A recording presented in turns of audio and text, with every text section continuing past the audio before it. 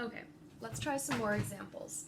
If we add in some order of operations and our properties that you can see in the book. So let's say we have vectors u, v, and w, and I want to do u times v, the product of u, v times w.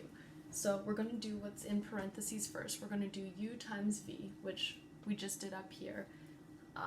So what would that be?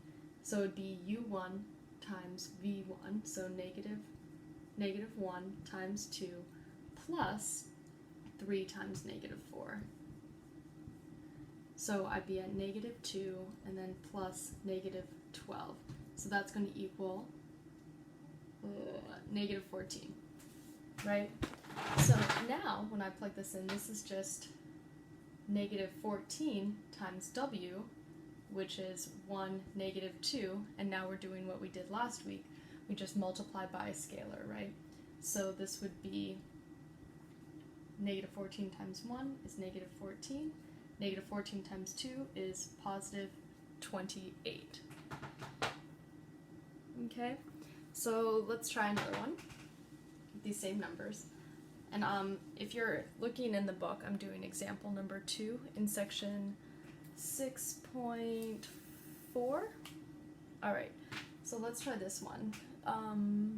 U times 2v. Alright, so we're going to multiply 2 times v first. So it's going to be, let's see, 2 times 2, negative 4. So this would become 2 times 2 is 4. 2 times negative 4 is negative 8. And now it's just u times 4, negative 8. And u is negative 1, 3, multiplied by 4, negative 8. So remember, when we're multiplying the vectors, we're going to get a scalar as our result. So it's just going to be one number. It can be positive, negative. It can also be 0.